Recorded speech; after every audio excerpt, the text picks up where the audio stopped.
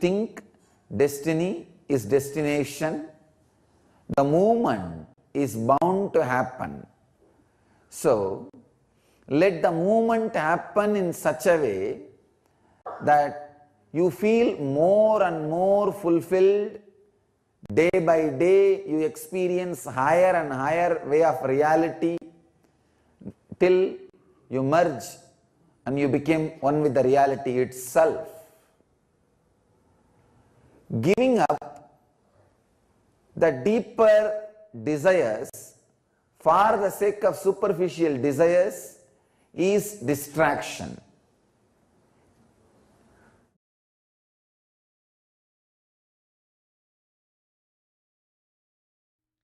Nityanandam, we welcome all the devotees, viewers, and participants to this beautiful and auspicious ritual of Rudrabhishekam, the sacred ritualistic bath ceremony offered to Sri Nityanandeshwari Paramashiva Shakti Sameta Sri Nityanandeshwara Paramashiva Swayambhulinga here in Kailasa, Los Angeles. Before we begin the ritual of Rudrabhishekam, we request everyone present here and online to declare the following with integrity and authenticity. If you agree to the following, please say yes loudly. I authentically cognize, which is internally processed, understand, declare truth that cosmic energy exists. Yes. I authentically cognize, which is internally processed, understand, declare the truth that Sri Nityanandeshwara Paramashiva, Nityanandeshwari Paramashiva Shakti, Swayambhulinga, and the Bhogamurtis are the Chinmaya Vigrahas, embodiment and representative of that very cosmic energy. Yes.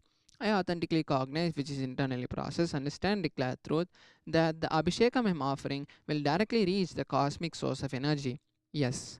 I authentically cognize, which is internally processed, understand, declare truth of Soham Asmi, that even when I worship, I am Him. Yes. Let us now begin the rituals of the Rudrabhishekam. नित्यानन्दं परमसुखदं केवलं ज्ञानमूर्तिं द्वन्द्वातीतं गगनसदृशं तत्त्वमस्यादिलक्ष्यम् एकं नित्यं विमलमचलं सर्वदी साक्षिभूतं भावातीतं त्रिगुणरहितं सद्गुरुं तं नमामि नित्यानन्देश्वर परमशिवसमारम्भां नित्यानन्देश्वरी परमशिवशक्तिमध्यमां नित्यानन्दपर्यन्तां वन्दे गुरुपरम्परां ललाटे त्रिपुण्ड्रीनिटिलधृतकस्तूरी तिलकः स्फुरन्मालाधारस्फुरितकटिकोऽपि नवसनः ददानो दुष्टारं शिरसि पनिराजं शशिकलां प्रदीपः सर्वेषां वरुणगिरियोगी विजयते आचम्य सक्लीकृत्य सामान्यर्घ्यं सङ्कल्प्य ॐ नमो भगवते रुद्राय ॐ अथात्मानगुं शिवात्मानगुं श्रीरुद्ररूपं ध्यायेत् शुद्धस्फटिकसङ्काशं त्रिनेत्रं पञ्चवक्त्रकं गङ्गाधरं दशभुजं सर्वाभरणभूषितं नीलग्रीवं शशाङ्काङ्कं नागयज्ञोपवीतिनं व्याघ्रचर्मोत्तरीयं च वरेण्यमभयप्रदं कमण्डलवक्षसूत्राणां धारिणं शूलपाणिनं ज्वलन्तं पिङ्गलजटाशिखामुद्योतधारिणम् अमृतेनाप्लुतं शान्तं दिव्यभोगसमन्वितं दिग्देवतासमायुक्तं सुरासुरनमस्कृतं नित्यं च शाश्वतं शुद्धं ध्रुवमक्षरमव्ययं सर्वव्यापिनमीशानं रुद्रं वै विश्वरूपिणम् एवं ध्यात्वा द्विजः सम्यक् ततो यजनमारभेत् प्रजनने ब्रह्मास्तिष्ठतो पादयोर्विष्णुस्तिष्ठतो हस्तयोर्हरस्तिष्ठतो बाह्वोरिन्द्रस्तिष्ठतो जठरे अग्निस्तिष्ठतो हृदये शिवस्तिष्ठतो कण्ठे वसवस्तिष्ठन्तो वक्त्रे सरस्वती तिष्ठतो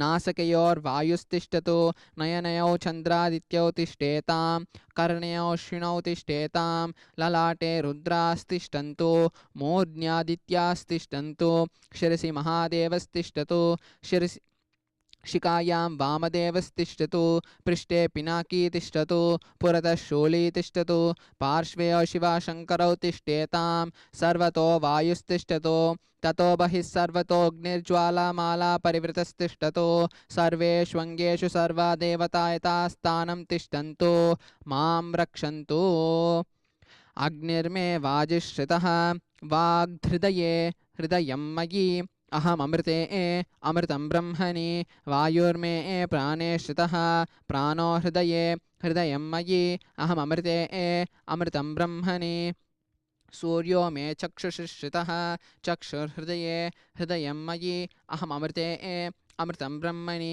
चन्द्रमा मे मनसि श्रितः मनो हृदये हृदयं मयि अहममृते अमृतं ब्रह्मणि दिशो मे श्रोत्रे श्रुताः श्रोत्रगुं हृदये हृदयं मयि अहममृते अमृतं ब्रह्मणि आपो मे रेतशुश्रिताः रेतो हृदये हृदयं मयि अहममृते अमृतं ब्रह्मणि पृथिवी मे शरीरे श्रिताः शरीरगुं हृदये हृदयं मयि अहममृते अमृतं ब्रह्मणि ओषधिवनस्पतयो मे लोमशुश्रिताः लोमानि हृदये हृदयं मयि अहममृते अमृतं ब्रह्मणि इन्द्रो मे बले श्रितः बलगुं हृदये हृदयं मयि अहममृते अमृतं ब्रह्मणि पर्जन्यो मे मूर्ध्नि श्रितः मूर्धा हृदये हृदयं मयि अहममृते अमृतं ब्रह्मणि ईशानो मे मन्युश्रितः मन्युर्हृदये हृदयं मयि अहममृते अमृतं ब्रह्मणि आत्मा आत्मनि श्रितः आत्मा हृदये हृदयं मयि अहममृते अमृतं ब्रह्मणि पुनर्म आत्मा पुनरायुरागात् पुनः प्राणः पुनराकूतमागात् वैश्वानरो रश्मिभिर्वावृदानः अन्तस्तिष्ठत्वमृतस्य गोपाः अस्य श्रीरुद्राध्याय प्रश्नमहामन्त्रस्य अघोरऋषिः अनुष्टुप् छन्दः शङ्करशरमूर्तिस्वरूपो योऽसावादित्यः परमपुरुषस्य एष रुद्रो देवता नमः शिवायेति बीजं शिवतरायेति शक्तिः महादेवायेति कीलकं श्रीशाम्बसदाशिवप्रसादसिद्ध्यर्थे जपे विनियोगः ॐ अग्निहोत्रात्मने अङ्गुष्ठाभ्यां नमः दर्शपूर्णमास्यात्मने तर्जनीभ्यां नमः चातुर्मास्यात्मने मध्यमाभ्यां नमः निरूढपशुबन्धात्मने अनामिकाभ्यां नमः ज्योतिष्टोमात्मने कनिष्ठिकाभ्यां नमः सर्वक्रत्वात्मने करतलकरपृष्ठाभ्यां नमः अग्निहोत्रात्मने हृदयाय नमः दर्शपूर्णमास्यात्मने शिरसे स्वाहा चातुर्मास्यात्मने शिखायै वषटे निरूढपशुबन्धात्मने कवचायुहुं ज्योतिष्टोमात्मने नेत्रत्रयाय वौषटे सर्वक्रत्वात्मने अस्त्राय फटे भूर्भुवस्सुवरोमदिग्बन्धः ध्यानम् आपातालनभस्थलान्तभुवनब्रह्माण्डमाविस्फुर ज्योतिस्फाटिकलिङ्गमौलिविलसत्पूर्वेन्दुवान्तामृतैः अस्तोकाप्लुतमेकमीशमनिशं रुद्रानुवाङ्काञ्जपन् ध्याये दीप्सितसिद्धये ध्रुवपदं विप्रोऽभिषिञ्चेच्छिवं ब्रह्माण्डव्याप्तदेहा भजितहिमरुचा भासमाना भुजङ्गैः कण्ठे कालाकबर्दा कलितशशिकलाश्चन्दकोदन्तहस्ताः त्रक्षा रुद्राक्षमालाः प्रकटितविभवा शाम्भवा मूर्तिभेदा रुद्रा श्रीरुद्रसूक्तः प्रकटितविभवा नः प्रयच्छन्तु सौख्यम् ॐ गणानां त्वा गणपतिगं हवामहे कविं कवीनामुपमश्रवस्तमं ज्येष्ठराजं ब्रह्मणस्पत आनशृण्वन्नोतिभिस्सीदसादनं महागणपतये नमः सं च मे मयश्च मे प्रियं च मे नु कामश्च मे सौमनसश्च मे भद्रं च मे श्रेयश्च मे वस्यश्च मे यशश्च मे भगश्च मे द्रविडं च मे यन्ता च मे धर्ता च मे क्षेमश्च मे धृतिश्च मे विश्वं च मे महश्च मे संविच्च मे ज्ञात्रं च मे सोश्च मे प्रसोश्च मे क्षीरं च मे लयश्च मृतं च मे मृतं च मे यक्ष्मं च मे नामयच्च मे जीवातुश्च मे दीर्घायुत्वं च मे न मित्रं च मे भयं च मे सुगं च मे शयनं च मे सुषा च मे सुदिनं च मे ॐ शान्ति शान्ति शान्तिः अभिषेक आरम्भः ॐ नमो भगवते रुद्राय ॐ नमस्ते रुद्रमन्यव उतो दैशवे नमः नमस्ते अस्तु धन्वने बाहुभ्यामुत ते नमः या दैषु शिवतमा शिवं भगवते तनुः शिवा सरव्या या तवतया नो रुद्रमडया या ते रुद्रशिवा तनोरघोरा पापकाशिनी तयानस्तनुभाषं समया गिरिहन्ताभिचाकशीः यामिषं गिरिशन्तहस्ते विदश्यस्तवे शिवां गिरित्रतां कुर्माहिगं तेष्पुरुषं जगते शिवेन वत्साद्वा गिरिशाच्छावदामसि स्मृतानस्तप्रमित्यपदयत्मकं सुमना अस्ते अध्यवोचति भक्ताः प्रथमोऽधैर्योऽभिषक् अहीगिश्च सर्वान् जम्बयन् सर्वा आशयातु धान्यः असोव्यस्ताम्रो अर्णतबभ्रुस्तु मङ्गलः ये क्षेमागुं रुद्रा अपितो दिक्षुश्रुता सहस्रशो वै शाकुं हेदहीमहे असोव्यो वसर्पति नीलग्रीवो विलोहितः उतैनं गोपा अधशन्नतहार्यः उतैनं विश्वाभूतानि दृष्टो मडयातिनः नमो अस्तु नीलग्रीवाय सहस्राक्षाय मीरुषे अतो ये अस्ति सत्त्वानोऽहं तेभ्यो करन्नमः प्रमुञ्चतन्वनस्त्वपुयोरात्म्योऽस्यां याचते हस्तैषवः पराता भगवोऽवप अवतर्जितनुत्तकं सहस्राक्षुषुते श्रुते निषेयशल्यानां मुखा शिवो न सुमना भव विद्युत्तनस्कपर्दिनो विशल्यो भानवागुम् उत अनेशन्नस्य शिव आपुरश्चनि सङ्गतिः याते हेतिर्निदृष्टमहस्ते बभूवते दनुः तयास्मान् विश्वतस्तमयक्ष्मया परिभुज नमस्ते अस्त्वायुधायानादताय विष्णवे उभाभ्यामुत ते नमो बाहुभ्यां तव धर्मणे परिते धर्मणो हेतिरस्मान् कृणक्तु विश्वतः अतो य इषुदिष्टवारे अस्मन्निदे हितं शम्भवे नमः नमस्ते अस्तु भगवन् विश्वेश्वराय महादेवाय त्र्यम्बकाय त्रिपुरान्तकाय प्रतापकालाय कालाग्निरुद्राय नीलकण्ठाय नित्यानन्दाय मृत्युञ्जयाय सर्वेश्वराय सदाशिवाय श्रीमन्महादेवाय नमः नमो हिरण्यवाहवे सेनान्यदिशां च पतये नमो नमो विश्वेभ्यो हरिकेशेभ्यः पशूनां पतये नमो नमः सत्सुन्दराय श्रीमते पतीनां पतये नमो नमः पब्लुषाय विव्याजनेनानां पतये नमो नमो हरिकेशायोपवीते भक्तानां पतये नमो नमः भवद्गृहेत्ये जगतां पतये नमो नमो रुद्राय प्रसादिने क्षेत्राणां पतये नमो नमः सूतायाहन्त्याय यवनानां पतये नमो नमो रोहिताय स्थपतये वृक्षाणां पतये नमो नमो मन्त्रिणे वाणिजाय कक्षाणां पतये नमो नमो भुवन्ते वायुवत्पताय औषधीनां पतये नमो नमः उच्चये घोषाय कन्देते पत्नीनां पतये नमो नमः कृष्णवीताय धावते सत्त्वनां पतये नमः नमस्तहमानाय व्याजन व्याजनीनां पतये नमो नमः सुकुबानि जनने देनानां पतये नमो नमो निषङ्गिन इषुदिमुते तस्कराणां पतये नमो नमो वञ्चते परिवञ्चते तायूनां पतये नमो नमो निचैरवे परिचरायारण्यानां पतये नमो नमस्त्रकाविभ्यो जिगागुं सद्योमुष्टां पतये नमो नमः श्रीमद्भ्यानक्षांकरभ्यः प्रकृतानां पतये नमो नमः उष्णीर्णे गिरिचराय कीटानां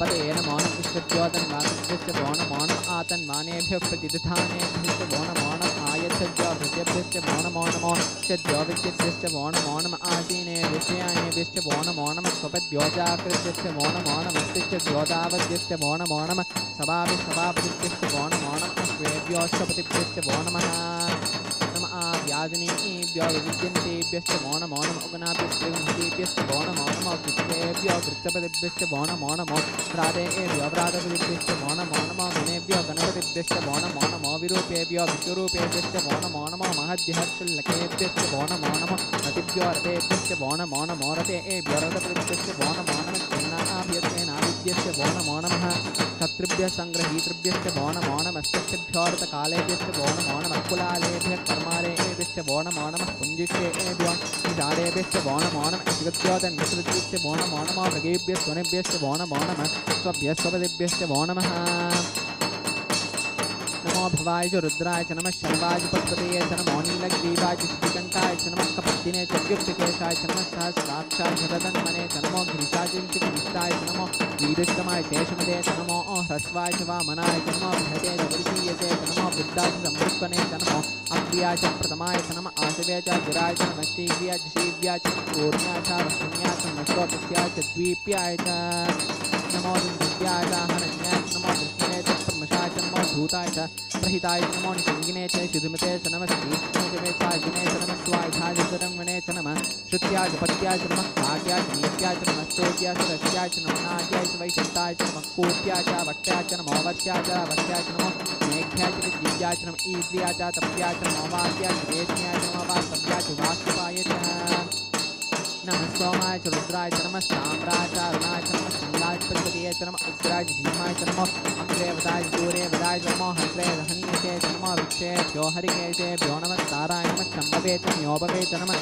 शङ्कराय च मेश्वराय च नमः शिवाय च शिवधराय च नमः प्रीत्याय च कूल्याय च नमः भार्याय च भार्याय च नमः प्रतरणाय चोत्तरणाय च नमः आतार्याय च लाड्याय च नमस्याय च धेन्याय च नमः तिगत्याय च प्रभाष्याय च नमः इरण्याय च प्रपद्याय च नमः किंशिलाय च क्षणाय च नमः कपटिने च पुलस्त्ये च नमः गोष्ठ्याय च दृष्ट्याय च नमः कल्प्याय च ज्येष्ठ्याय च नमः कार्याय च पुरेष्ठाय च नमः हृदयाय च महेष्ट्याय च नमः फागुनसद्याय च रजस्याय च नमः शुक्याय च हृत्याय च नमोलोप्याय च लप्याय च नमः ओर्म्याय च सूर्म्याय च नमः पर्णाय च वर्णगद्याय च नमः भगुर्मानाय च विघ्नते च नमः आकृते च प्रकृते च नमः वक्रिकेभ्यो देवानां संहृतेभ्यो नमः विक्षिणिकेभ्यो नमः विचिन्नत्येभ्यो नमः आनिर्मतेभ्यो नमः आमिर्भत्येभ्यः श्रापे अन्धसुष्पते दर्शनीललोहिता येषां पुरुषाणाम् येषां पशूनां माभेर्मा रोमो येषां चिन्तनामुक्ते यादे रुद्रशिवा गन्धद्वारां धुरां दर्शां नित्यपुष्टाङ्करीषिणीम्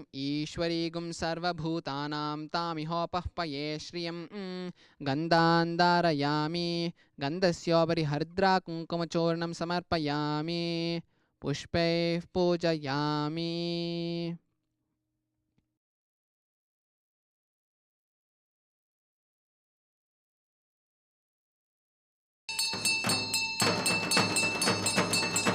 अथ धूपः ॐ धूर्वसि धूर्वधूर्वन्तं धूर्वतयो ओस्मान् धूर्वतितं धूर्वयं वयं धूर्वामस्त्वं देवानामजिषस्मितमं सप्रितमं जुष्टतमं वह्नितमं देवहूतममहृतमशेर्हविर्दानं त्रिपुंहस्य माह्वामित्रस्य द्वाचक्षुषा प्रेक्षेमाभिर्मासंविक्ता मा त्वाहि गुंशिषम् ॐ श्री नित्यानन्देश्वरी परमशिवसमेत श्री नित्यानन्देश्वर परमशिवाय नमः धूपमाग्रापयामि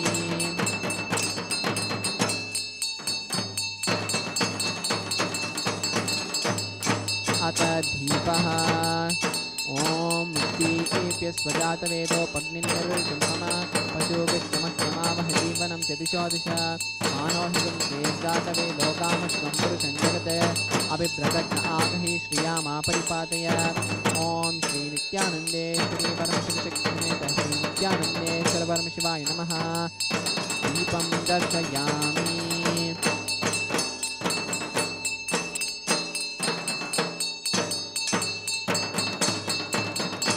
नैवेद्यम् ॐ मधुवातारुतायते मधुक्षरन्ति सिन्धवः माध्वीर्नक्तन्त्वोषधीः मधुनक्तमुतोषधि मधुवत्पातिवगुम्रजः मधुद्यौरस्तु नः पिता मधुवान्नो वनस्पतिर्मधुवागुमस्तु सूर्यः माद्दीर्घावो भवन्तु नः माधो माधो माधो ॐ श्री नित्यानन्देश्वरी परमशिवशक्तिसमेत श्री नित्यानन्देश्वर परमशिवाय नमः नैवेद्यं निवेदयामि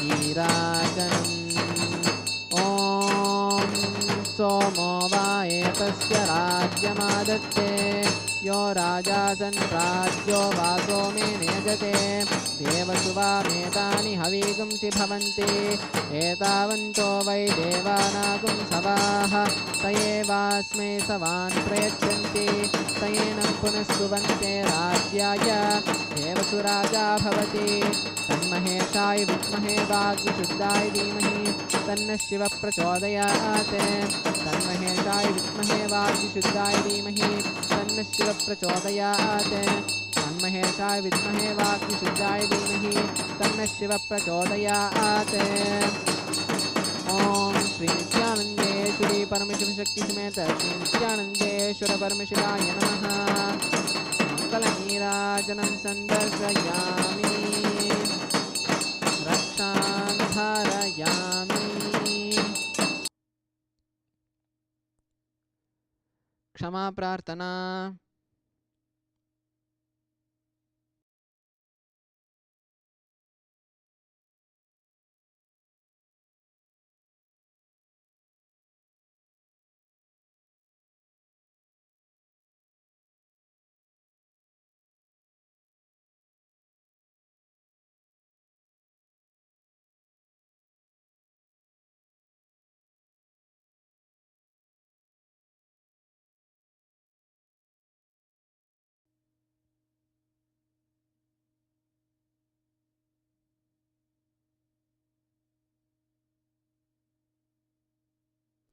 Japam samarpya Om yat kinchit karma devesha sada sukrita dushkritam tanme shivadastasya bhungshatcha bhayashankara shivo data shivo bhokta shivas sarvam idam jagate shivo yatiti sarvatra yashiva sohamevatu Om Shanti Shanti Shanti.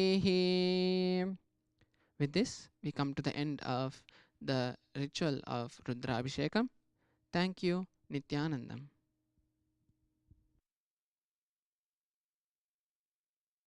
Is not required for you. I tell you, it's not required.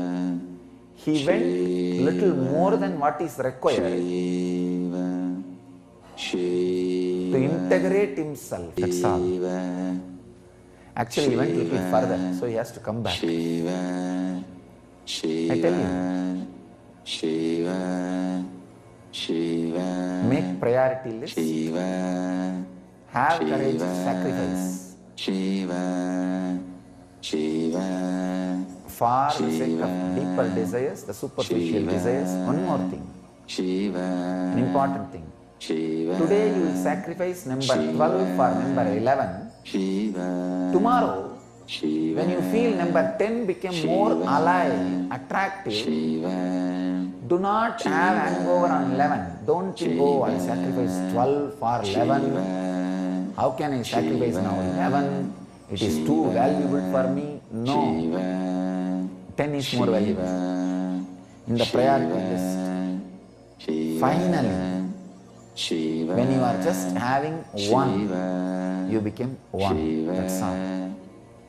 When you create your ultimate destiny, the destination is experience. For some people, it happens with political power. For some people, it happens with health. For some people, it happens with enlightenment. Understand? I am opening a new understanding. I am not saying the ultimate destination, becoming one with destiny, happens only by sitting closed eyes. No. I am life affirmative. I am telling you the truth as it is. It happens for few people by sitting with closed eyes. It happens for few people by meditating. It happens for some people even in the outer world, what you call as outer world. But all you need is clarity, a clear decision. Clear decision. I've seen thousands of my disciples who are too extrovert. They all have grown spiritually and created their destiny, achieved much more through me than these so-called fellows who have too much of hangover and conflict and try to stay around me physically. These guys who have too much hangover and try to stay around me physically not only harmed themselves, harmed me also, or tried to harm me. Could not harm me, tried to harm me. So hangover. But one first thing is this: when you have a hangover and unable to make decisions, you need a big jolt. Means strong shake in your life. The way in which you exist now, the way where you stay, the job you do, the money you earn and the security you have, everything should be shaken from the root. Then suddenly many hangovers will drop. I saw during this scandal, many people who are not interested in sannyas, enlightenment, living around me, just they took the jump and decided, oh, Swamiji is my destination, now I know. Swamiji is my higher destination. He is my top priority than other priorities. Enlightenment is my first priority. So these guys, this shaking has taught them the lesson. Now they know what is their destiny. And I tell you, whoever took the jump for my side, Swami, enlightenment, living around me, during this standing, they will all surely achieve enlightenment. I simply know. Because the shaking time, the decisions you make, makes you very clearly, drops all the other hangovers. Shiva, Shiva, Shiva, Shiva, Shiva, Shiva, Shiva, Shiva, Shiva, yes, Shiva, very powerful, Shiva, living enlightenment process. Shiva, Shiva, Shiva, the very space for sannyas is created for people to go to the extreme tapas, which is little more than required to drop all the hangovers, but having a safe, controlled condition where you are attended and taken care by the higher energy. So your body and mind is ready and safe for enlightenment explosion. Understand? I am defining energy field. Energy field is a place which is created by a person who radiates the highest energy for people to experiment and go to the extreme steps of enlightenment process to find out their higher destiny and destination, dropping the lower desires, taking the extreme steps, few, even though not required, directly for enlightenment, but for the sake of dropping all the hangovers, but where you are protected with love and care. Your body and mind is protected with a lot of love and care. So when you get back, when you become enlightened, it is available for you to live and radiate. This is what exactly is energy field. And the person who creates an energy field is an incarnation, master. That is why the Guru Gita says, wherever master sits, he creates a kshetra. Tirthe kuruvanti tirtina. Wherever they go, they create energy field. Kshetra, tirtha. Shiva, Shiva. Because they create such a loving, caring ambience. People can take the extreme steps to drop the hangovers and get centered in the higher and higher and higher desires, and ultimately the ultimate destination, destiny itself. So, first step, make priority list. Second step, have courage to sacrifice the superficial one for the sake of deeper ones. Third, to move further deeper and deeper and deeper, do not have the hangover or the laziness. Do not hold on to the lower when you go to the higher and higher, even though you renounce the lowest for the sake of that lower. Even though you renounce number 13 for the sake of number 12, don't have hangover again on number 12 when you need to sacrifice the number 12 for number 11. So, next, you can say last, have the guts to renounce the last, the deepest desire. When you feel you can be alive, you can exist without that also. That is what I call dropping the Savigalpa for Nirvigalpa. Dropping the Savigalpa for Nirvigalpa. Understand? This is what I call creating your destiny. Sometime, ultimately, you will see that one is your destiny and it is full, overflowing. So, when you need to leave the body, automatically that Savigalpa will become Nirvigalpa. Means that one destination, when it is fulfilled and you don't need any more, it will become enlightenment. But one possibility is that you can go on hanging on that one desire and take many births again and again and waste time. Only that, take care, that does not happen. Usually, when you live with that one intensely, you will see the right master happens in your life and just cracks you. And sees you are put into enlightenment. That's the different zone. The zone of the cosmos. Cosmos will do its job perfectly, don't worry. All you need to do is do all your parts perfectly. That's all. So,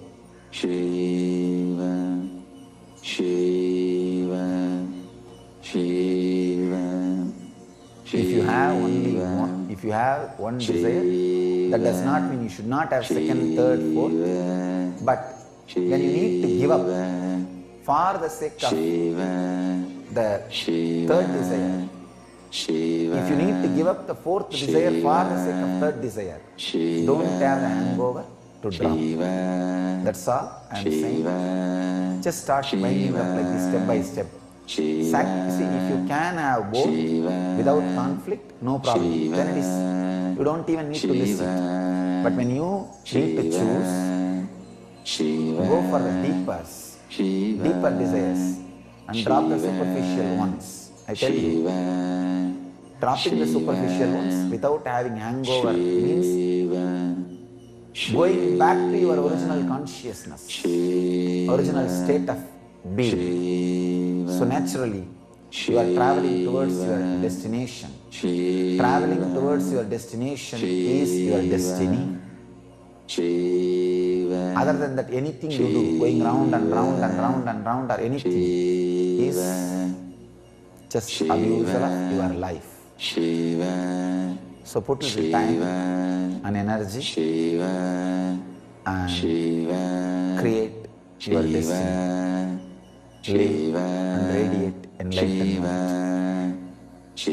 Let you all live, achieve, experience, express and radiate the eternal bliss, Nityananda. Thank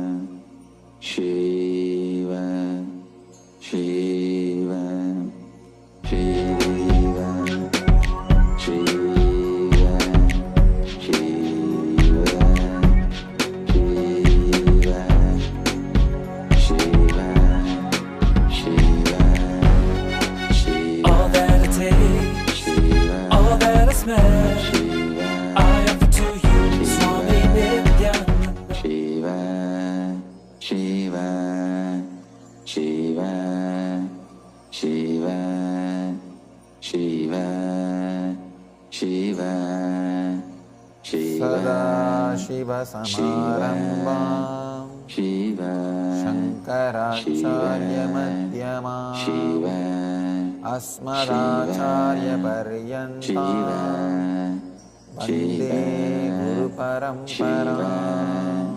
Shiva Shiva Shiva Shiva Shiva aspects. Shiva, Shiva, Today I'll share few words Shiva, about the great truth, surrender. Shiva, Shiva, Such a vast subject, Shiva, such a great truth. To tell you honestly, there is only one thing still I continue to learn. Learn. That is surrender. There is one thing in the cosmos which you can't say you finished learning. It is an unending process. I always say that enlightenment is final but not ultimate. Sorry. It is ultimate but not final. It's ultimate but not final. Constantly happening. Surrender is ultimate but not final. When you surrender, the different qualities of the cosmos starts expressing in you. So after some time, if you think, you become very intelligent. You can analyze the cosmos and you start holding the intellect or your understanding about life or everything. If you just hold, then from that moment, surrender stops. The expansion stops. Again, because you are stuck, sometimes the cosmos will give you a strong blow again. When it gives a blow, when you don't have anything to look out, there is no solution in the outer world. You will look in again. Again, cosmos is sitting there, smiling. Come back. Come back. You see, you melt.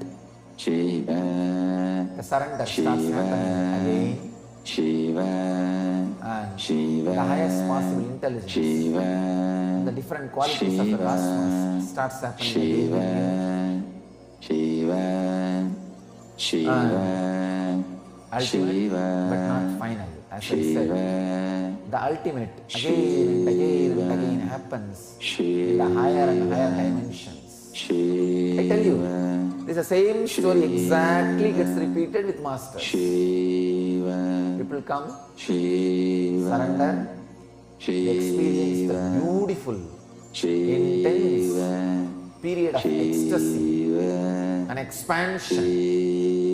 Suddenly, after a certain intellectual, emotional, being level expansion, unfortunately their intellect starts judging the very source to which they surrendered and the expansion happened. They start judging the master. When they start judging means they are stuck with that expansion. The moment they lift the surrender, they hold the life, they remove the surrender, then the expansion growth stops. They are just stuck. It's almost like having bridge which can be lifted to the other shore. First they make a bridge, that is what is surrender. Then from the master's side, so much of intelligence, energy, compassion, expansion, everything is sent to the disciple's side. When a disciple receives too much, suddenly his ego, it just starts judging the other side, the master's side. The moment you judge, the bridge of surrender is lifted. No more transportation is possible. No more receiving gifts is possible. You are stuck. But a nice thing with life is it forgives you, it waits for you.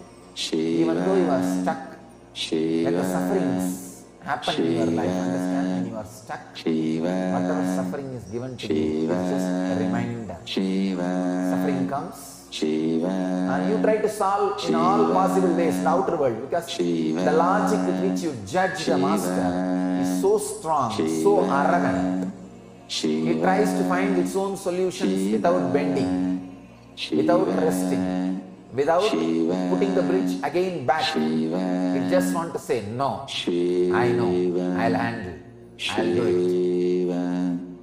But Cosmos is so compassionate, it gives you such a strong suffering which can never be answered, solved by the outer solutions. Then, no other way. Lot of reluctance. Slowly, you lower the bridge again. The other side, is just sitting with a smile and waiting for your bridge to land. And he says, okay, come on, let's start the work again. Where we left, 7th lesson, start the 8th. And again, the energy, expansion, ecstasy, everything starts flowing towards the bridge, through the bridge, towards you. And next level of happening starts happening. Unfortunately, sometimes the disciple's side, it takes even few janmas, few births to lower the bridge, to put the bridge again. And fortunate are those who is able to put the bridge back again within few days. Intelligent are those who can understand the arrogant and cunning games of the mind and put the bridge back again and restart, refresh, reconnect with the Master, with the Cosmos, so that all the flow of intelligence, expansion, ecstasy, everything starts happening. The flow becomes alive again. I tell you, it is such a unfortunate thing. I saw one funny thing in this scandal. Many of these ex-disciples who are judging me, they use exactly the logic gifted by me. And they do not understand, if I can gift that level of logic, I operate from the higher level of logic. Any day, simply I can break the logic with which they judged me. And very soon, they will realize that logic with which they judged me is not complete. I am giving level by level the higher and higher logic and intelligence. So fellows, when they can judge me, the bridge is lifted, the expansion is stopped, and growth is completely destroyed. Fortunate are those who come back, put the bridge again, quickly, and start the process. Unfortunate are those who need to wait for births and births and births. And most unfortunate are those who will wait for births, and when they put the bridge again, the Master will not with the body, he will be without the body, he will be in the form of the formlessness, the cosmos. Then the process and the work, the whole thing becomes too difficult. The difficulty becomes more. It's like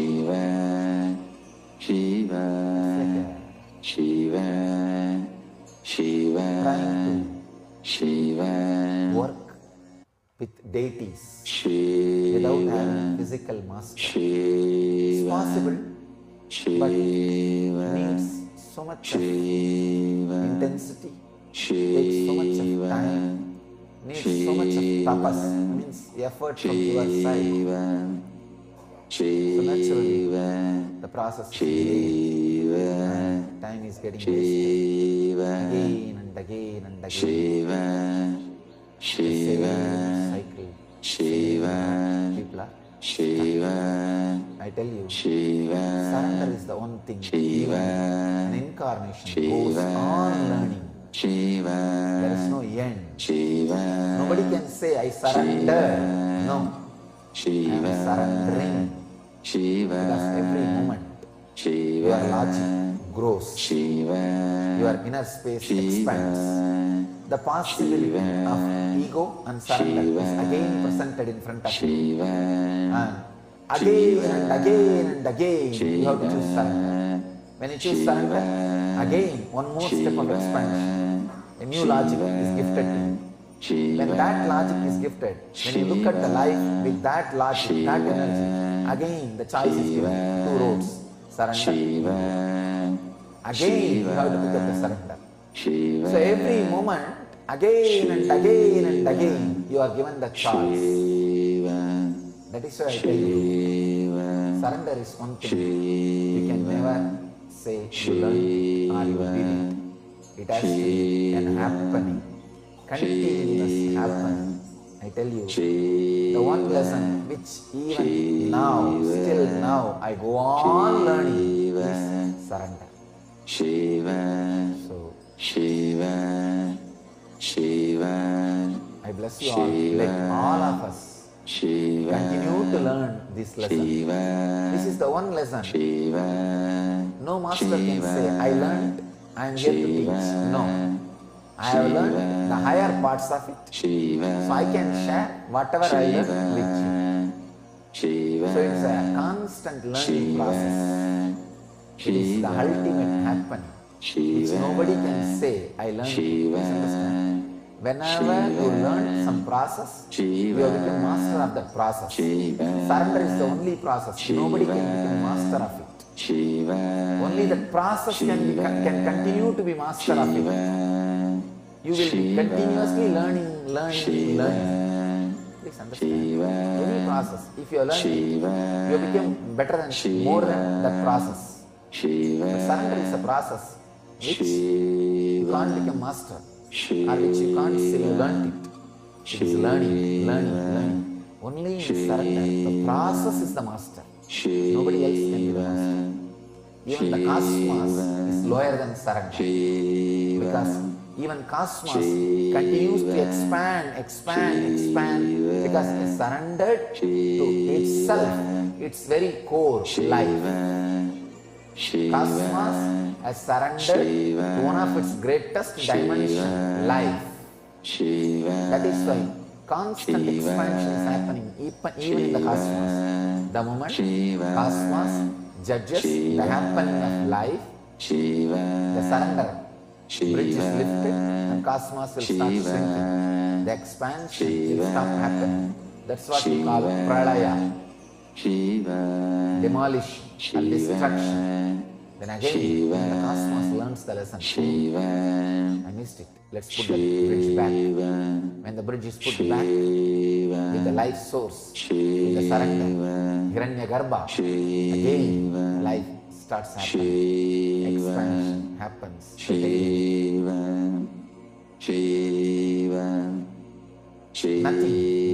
Nothing can say, I learned surrender. Because it is happening. It is happening. So, let us all learn surrender. Learn surrender.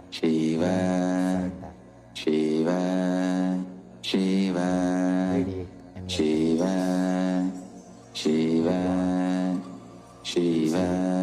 experience.